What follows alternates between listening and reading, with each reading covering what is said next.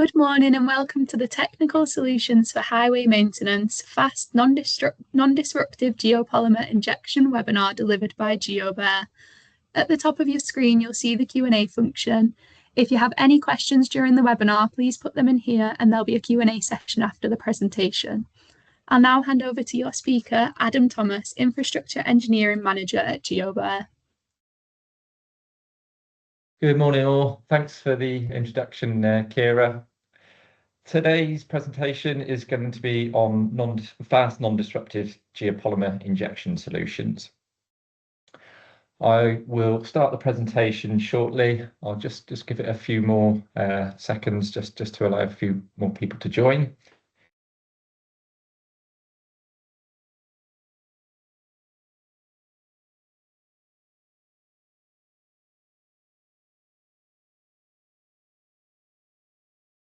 Okay, I think we'll make a start.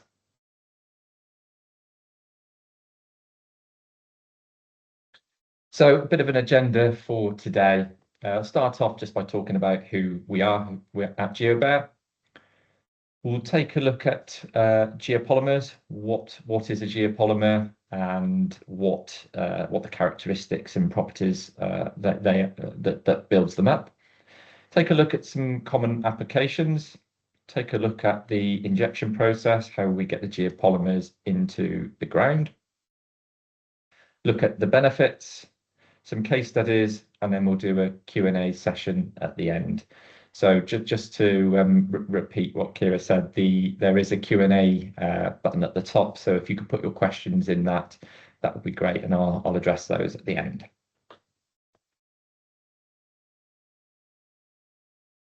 So who is Geobear? For those of you that haven't heard of us, we're the global leader for non-disruptive infrastructure settlement and subsidence issues. We've been established since the early 80s. We were established in the Nordics in Finland in 1983, and then we moved over to the UK in the late 80s and have been headquartered there ever since. We've got depots across the UK and Ireland, but obviously global business units as well, which I'll come on to shortly. We rebranded from Eurotech in 2017. So if you're familiar with the company name Eurotech, it is essentially the same, although we've grown significantly since then. We've got our own in-house design team. In the UK, we've got a technical director who manages the team with some supporting engineers. And we also work with third-party consultants and material testing houses to develop our new solutions and our materials. Carried out over 200,000 projects worldwide, so we've got a good understanding of what we do. As I mentioned, we are a global company, headquartered in the UK, but we've been established in Sweden, Finland, Poland, and China for many, many years. More recently, in the last 5 years, we set up in the US, and in the last couple of years in the UAE. So in the infrastructure team, which is where I sit, obviously we're talking about highways, but we work in all infrastructure, rail, ports, harbours, airports, and utilities. We also have a large sector in the commercial side of things, so anything from your large Amazon warehouse down to your local chip shop and everything in between we work on. On the residential side, we deal directly with the homeowner, but we also work with insurers and people with large housing stocks like local authorities and housing associations. So what is a geopolymer? I'm going to play you a short video, but before that, I'll just explain quickly. So geopolymers are expansive resins that are injected into the ground using specialist equipment for changing the ground properties, basically. So it could be to improve the ground bearing capacity, to fill a void, reduce pathways, or lift things in the ground. So initially, geopolymers are liquid, and they will, it's a two-component mixture. As they're mixed, it goes through an exothermic reaction, which they will then expand and turn into a solid. So I'll just play you a quick video now. So this is the geopolymer injected in a liquid form into a vessel, and you'll quickly see it forms and expands. Just play that again. This particular geopolymer is one of our more aggressive, quick forming geopolymers. It's not normally used for void filling, but this was just for sort of video purposes, really.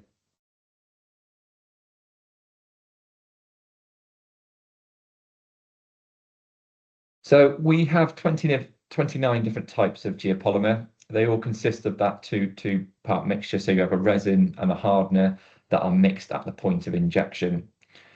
They will then start to go through an exothermic reaction, which changes them from a liquid into a solid. And as they go through that reaction, they expand.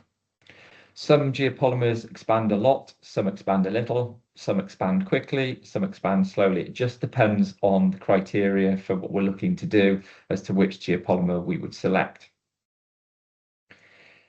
Geopolymers generally are they will expand anything between 5 and 60 times their liquid volume in an unconfined environment. So that's if it was injected onto the ground in front of you, we know that geopolymer A would expand 5 times, geopolymer Z would expand 60 times.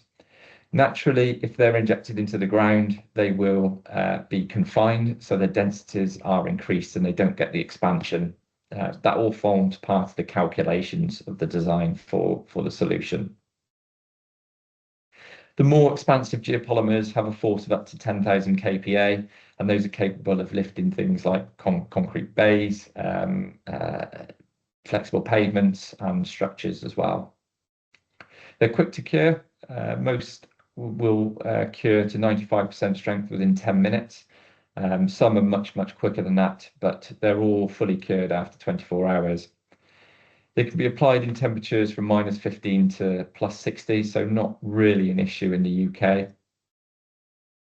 And they are hydrogen sensitive, so they will repel water.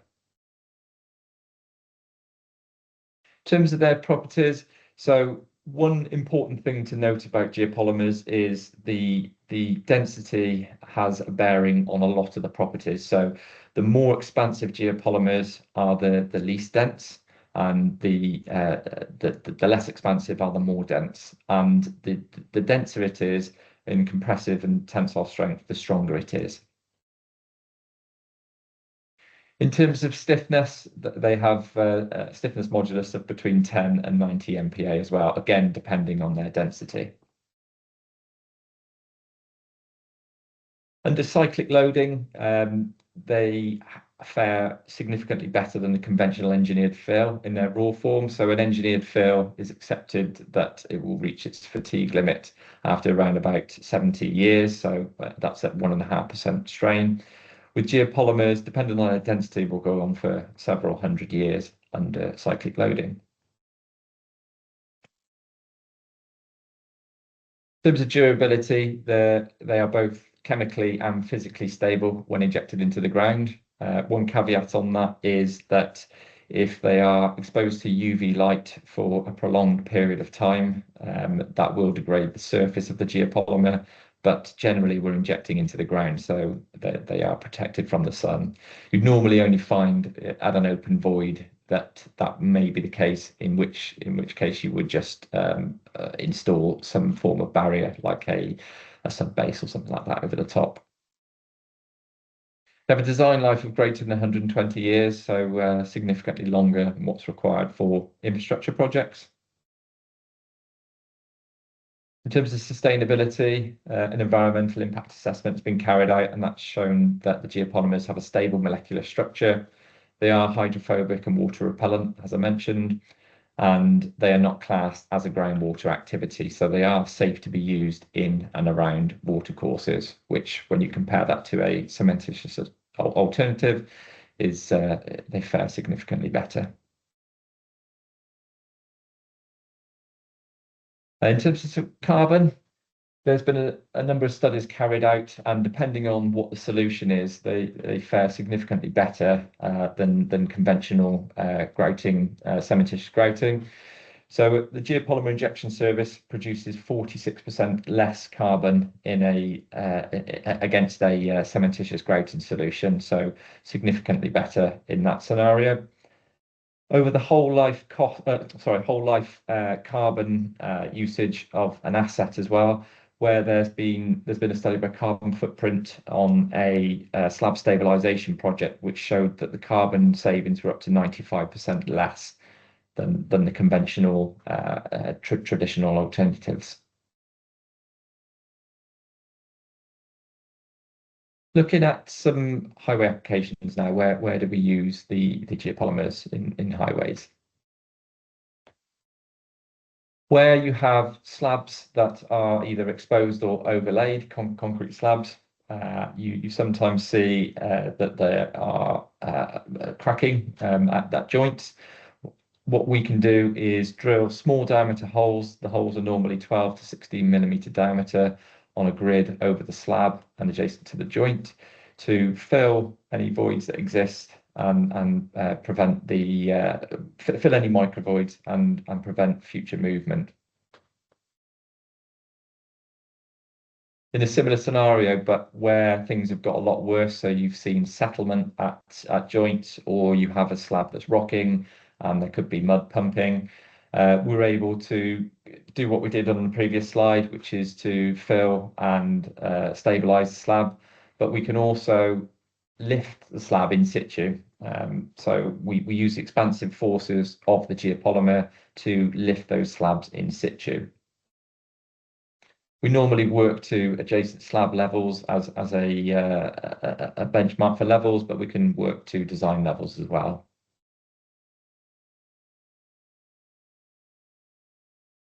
Foundation and subgrade strengthening, so we can carry out in situ strengthening to the ground without doing any excavation.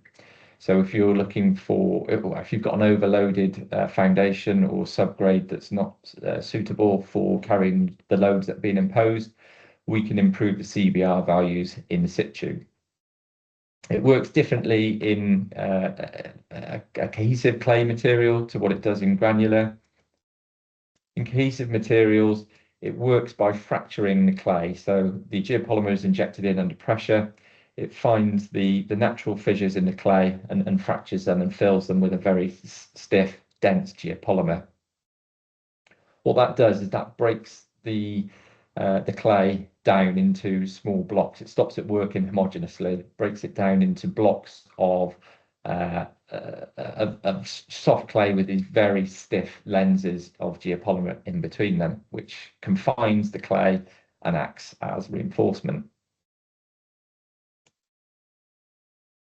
The lenses of geopolymer will vary depending on what type of soil you're injecting into and what sort of improvement you're looking for. But you can see on the image on the right hand side there, lenses could be up to sort of 15 mil thick, but they could be as thin as a couple of millimeters. In granular soils, it works differently. Obviously, you can permeate granular soils. The geopolymer is a liquid, so it will fill the pore space in between the individual grains. It's a three-stage process in that, first of all, the geopolymer is injected in as a liquid and it will fill the void space. It will continue to do that until it starts to gel, and there'll be a point where it can't permeate any longer, but it's still expanding. What happens then is you will get a densification of the soils around the bulb of permeated geopolymer. So you get two elements of improvement. So you get a cemented geopolymer block of granular soil, and then you get the densification or plastification zone around that.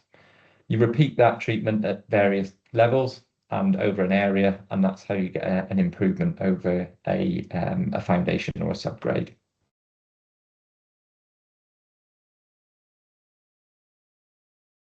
On structural transitions, there could be a number of issues here. So on the approaches to structures, you tend to get, or you can get differential settlement where there's no run-on slab. We can use technical surveys to identify where the weakness is, whether it's a metre below surface or 5 metres below surface, and target those areas. It could be down to washout as well of soils that behind the abutment, or down to voiding from burrowing animals. But we're able to identify that and fill that. If you do have run-on slabs as well, we do a lot of void filling under those run-on slabs.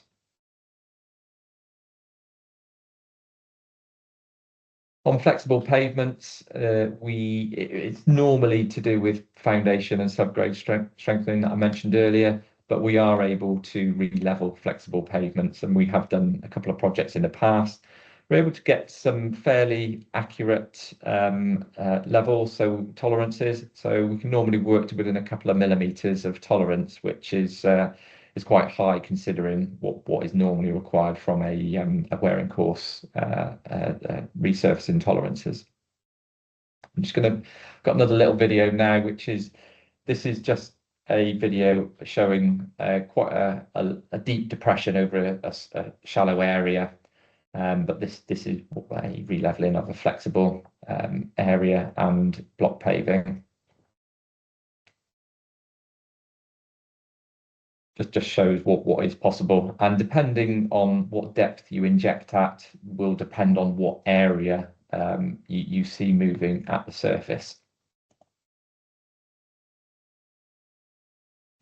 So where there's been water damage and voids, so it could be naturally occurring voids such as a cavern, a cave that's been identified during a reconstruction scheme or something like that. We're able to fill those very quickly, and the benefits to the geopolymers is because they cure so quickly, they're not going to continually flow.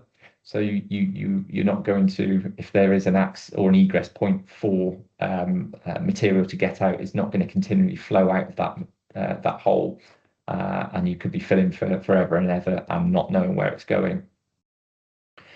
Could be, we do a lot of manhole and chamber filling as well, because it's quick and you're able to traffic it almost instantly. Where there has been a sinkhole, again, we can fill that sinkhole quickly and get roads open. But equally, if there has been collapsed material or material that's been damaged by water, we can improve those to a suitable bearing capacity that they can be trafficked.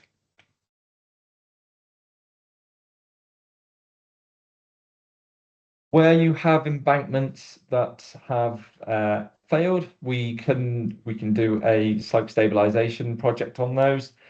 We normally rely on surveys taken from the slope, so slope angles. Normally what we find is either the slopes have been installed at the wrong angle, or they've been constructed out of the incorrect materials, so their factor of safety is below what is required. We're able to improve the effective cohesion and improve the factor of safety. Now, just to caveat that, if you've had a road that's slipped already, and this isn't a replacement for a very heavy civil engineering project, this is where it's not the answer to all your prayers on slopes, and unfortunately, but it does have there are certainly scenarios where this solution can be used.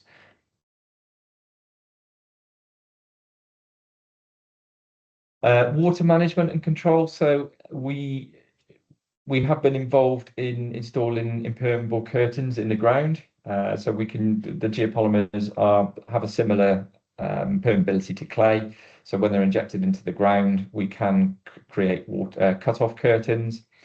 Also, not sure you have many tunnels to look at, but we've done a lot of tunnel lining projects where we're filling the voids behind the tunnel lining to reduce water pathways. We've done viaduct infills and scour protection as well.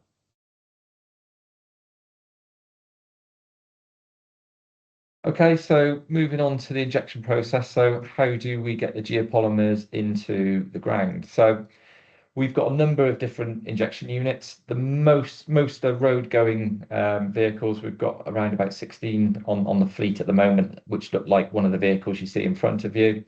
We do have some other specialist units as well. We've got a couple of rail units, and we've got smaller equipment that's suitable for going into small areas. We normally use those in warehouses and areas that are tricky to get to.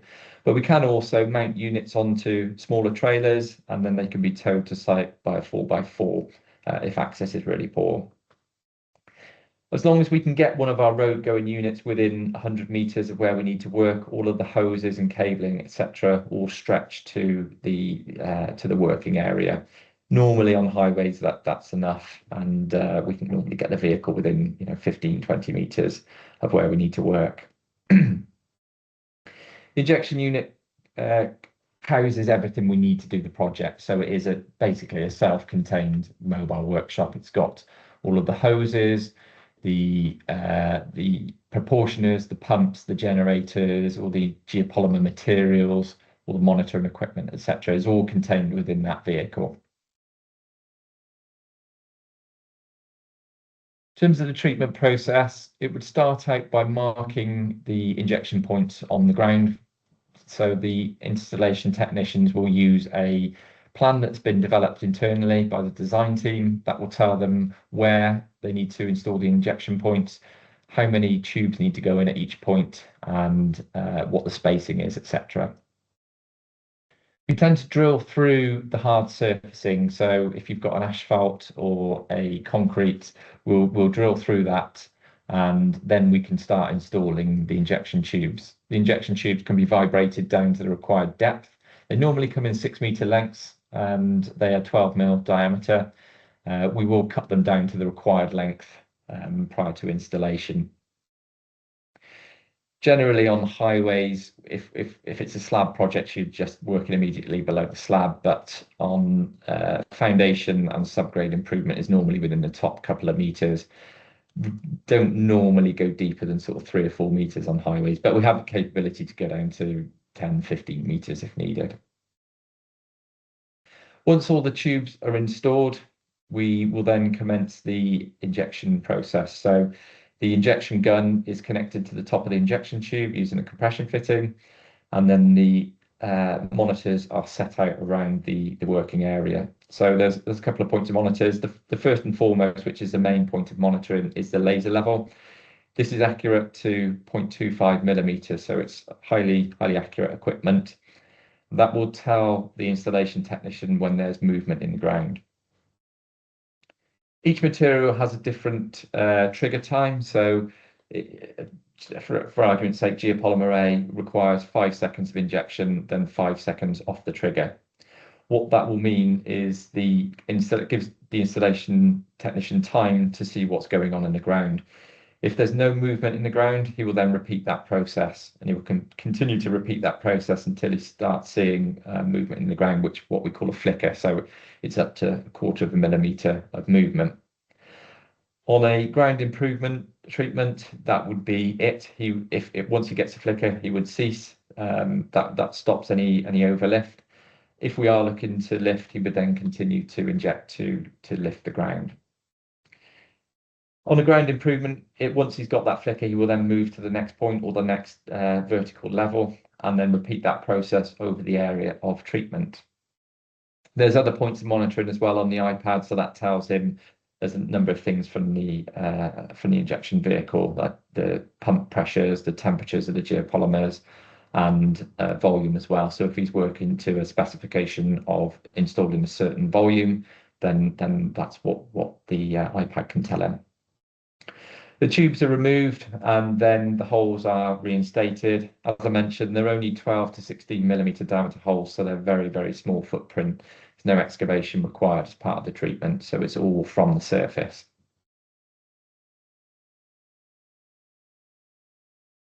Moving on to the benefits then. So I'll firstly look at what sort of outputs we can get from a typical project. So this is a slab stabilisation project example. So it would involve 2 injection technicians, 3 drilling technicians, and a supervisor. With a self-contained injection unit and a support vehicle, in an 8-hour shift, they should be capable of delivering 20 slabs, so around about 550 square meters of treatment.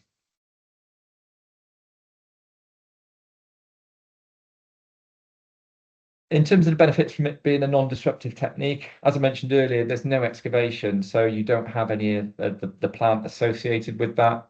You don't have the muck away costs or disposal costs, and there's a zero vehicle movement, so there's a health and safety benefit as well. No excavation doesn't require any temporary work, so you can eliminate that element of the design as well. In terms of speed, obviously I mentioned earlier that the geopolymers cure very quickly. So by the time they've done their last injection, cleared site, the geopolymer is cured and can be trafficked instantly. So we're normally able to work up to the end of each working window, so maximising the shifts. Normally work either off peak, so during the day, 9 till 3:30, or overnight to avoid those peak traffic flows.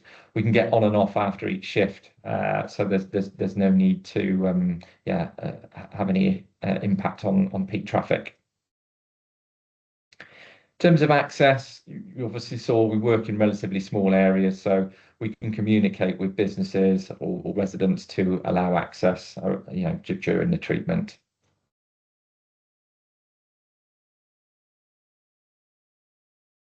Moving on to some case studies now.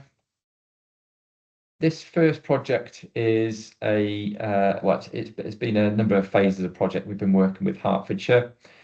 It started out by them having to intervene more regularly than anticipated. So there was a need to resurface much sooner than they had in other locations. We worked with them to develop a suite of surveys, and as part of that, a driven GPR was carried out over long lengths of carriageway. What that does is that gives you a snapshot into the condition of the pavement foundation and the subgrade from the surface without doing any intrusive surveys. It's traffic speed, so it doesn't need any traffic management, so you can cover a large area very, very quickly. You can overlay that with the information you've got from defects and where you've had to resurface, and that starts building up a picture of where the issues are in the foundation and subgrade. Once you have all of that information, you can then start developing or breaking it down into phases. You're not going to be able to deliver everything within 1 year. So it's been broken down into phases, and those have been prioritised accordingly. This is just one of those example projects. This was on the A41. You can see in the middle on the plan view there of the different treatments coloured differently, and then on the bottom left are the keys associated with that. So some involved a pavement foundation treatment, some involved a subgrade treatment, and some areas involved both foundation and subgrade treatment. This particular site was a 600-metre length of dual carriageway on one side. 18 tons of geopolymer were installed over a 3-week night shift window, on and off after each shift. Voids were filled and the ground was improved up to 175%. This project was a CBM failure, so the client had actually undertaken a maintenance intervention to resurface 200 mil of blacktop on top of a CBM. Once it was planed out, they had identified that there was severe crack into the CBM, and as a result of voiding underneath the CBM. It was anecdotal, but they said the material was soft underneath and very loose. So they had to resurface. This was actually on a mainline motorway, so it was lane 1, and they had to keep that lane closed because of the voiding. It was the reason for highlighting this one is because it was quite a quick turnaround. Obviously, having a lane 1 shut on a motorway will likely cause a lot of delays. So we were asked to attend site to fill the void and also improve the ground underneath the void as well, which was wet and loose.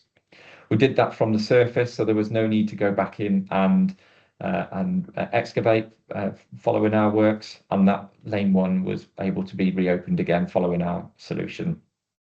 The alternative here would have been to excavate that CBM and do some treatment or install type 1 underneath the CBM, reinstate it all. That would have meant lengthy closures and probably more than lane 1 closure required during the day.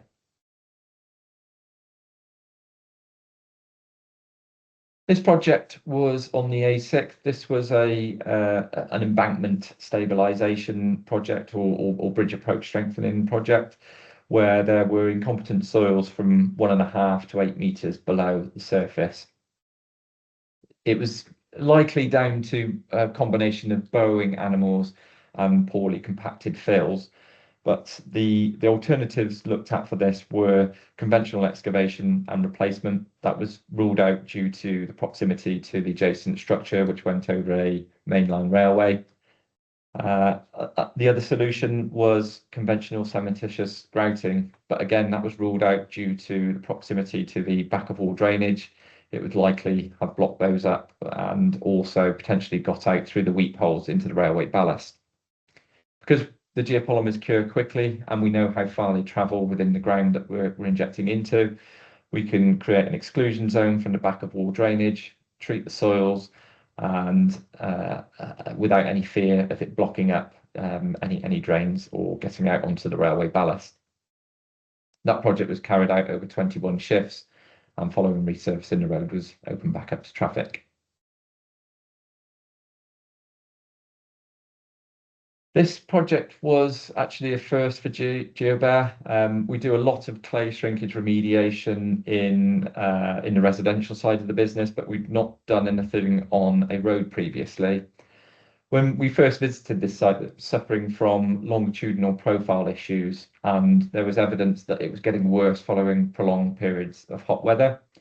It was initially thought to be a bearing capacity issue, but once we did site investigations, it was evident it was shrink swell effects of the clay. It was desiccated high plasticity clay, which has got a lot of potential for shrink swell. Additionally, there were mature vegetation adjacent to the road, so that just added to the evidence that what was causing the issue. The client had been undertaking small interventions resurfacing up until this point, but in reality, the alternative would have been to carry on doing that. We were able to go in, inject the ground to 3.5 meters below ground level over the affected areas. Again, overnight, this is a busy main A road, so it couldn't be shut during the day. There was also businesses opposite. It was a local pub, so we were able to maintain access to that as well during the works. This project was a slab stabilisation project on the A41 in Buckinghamshire. The client identified a number of slabs. We worked with them to identify the slabs and that required injection. One of the main issues here was it's a busy A road with lots of HGVs, but also on a residential road. The residences were complaining about ground-borne vibrations because it was a concrete road, and the vibrations created at the joints were manifested in the adjacent properties. We were able to go in, fill the voids, stabilise the slabs, and reduce those ground-borne vibrations.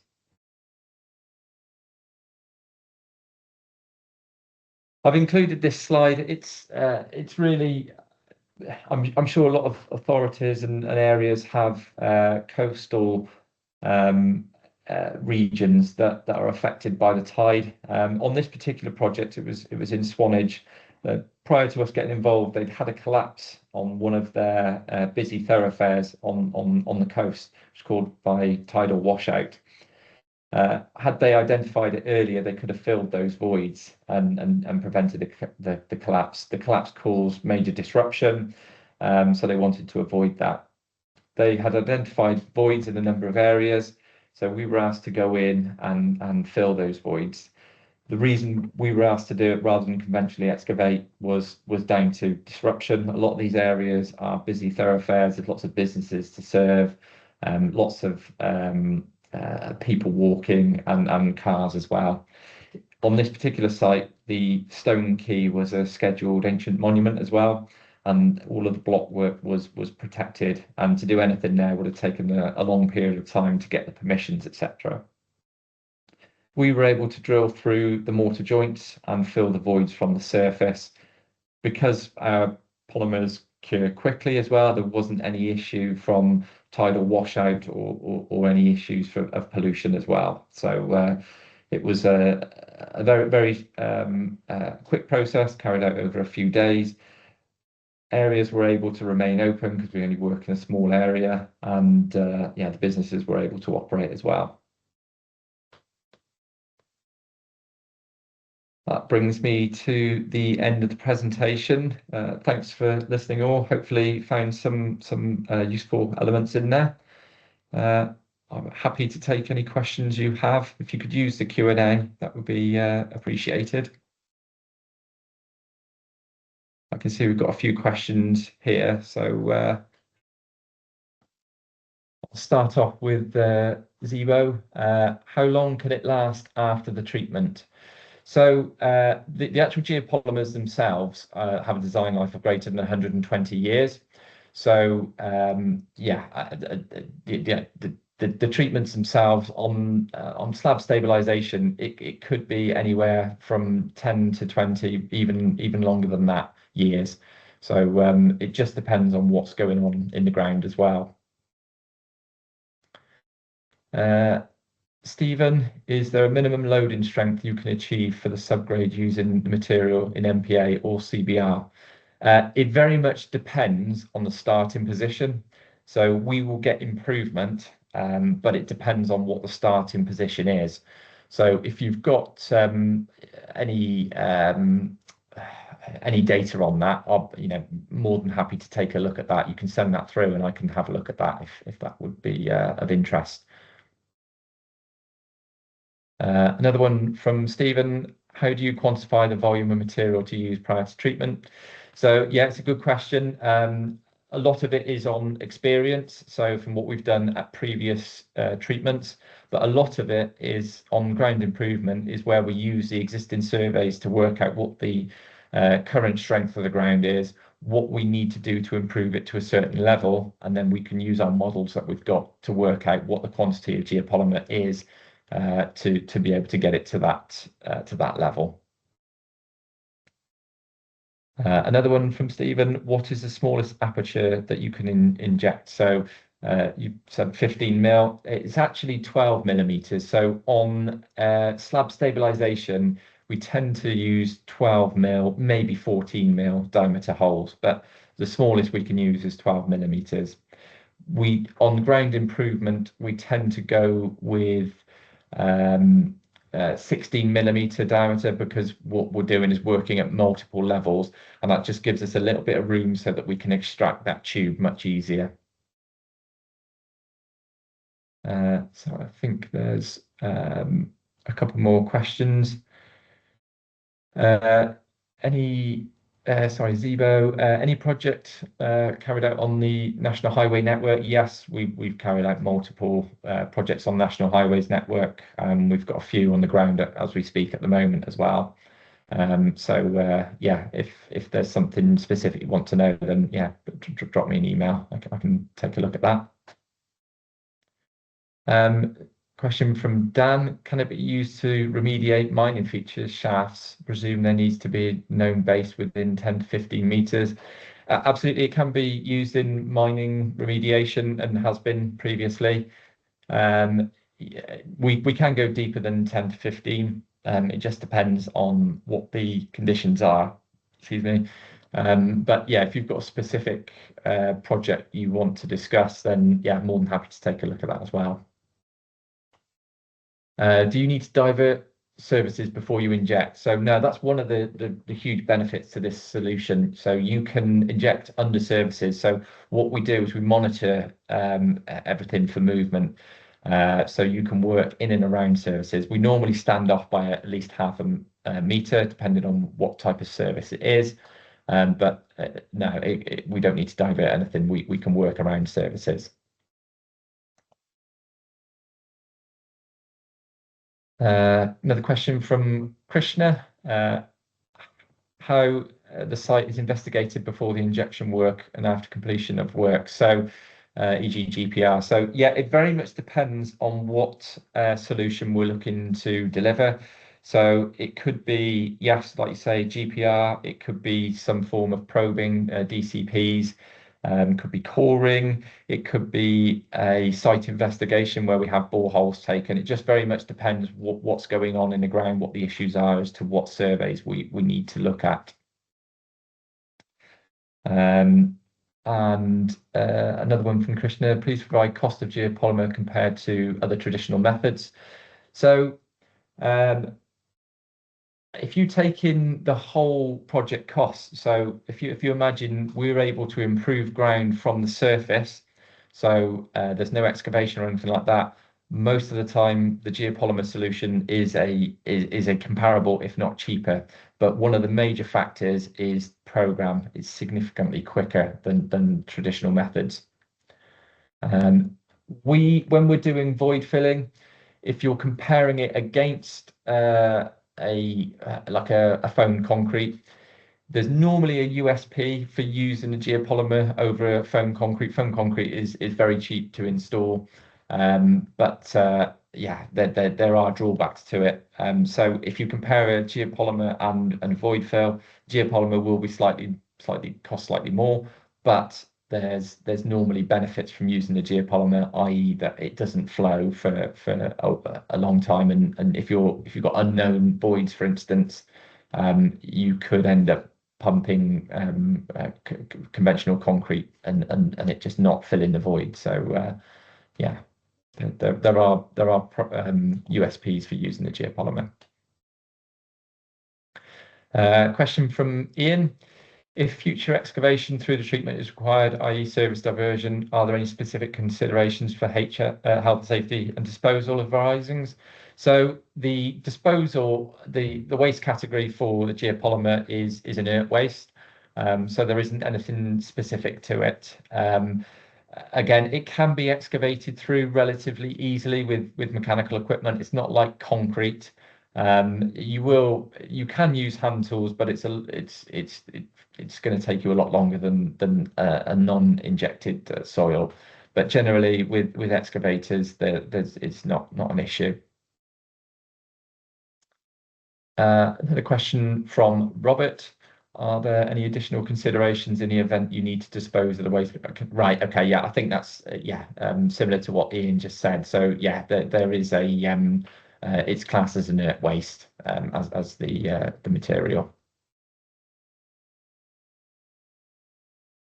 Okay. No, that's a good set of questions actually. Thank you all for those questions. Any more questions from anyone?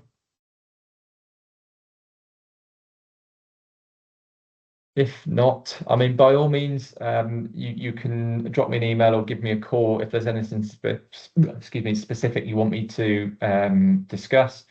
But yeah, I think no, it's been really good. Thanks for all those questions. Hopefully you found it useful. And yeah, if there's no other questions, I think we'll leave it there. Thank you very much, all. Cheers.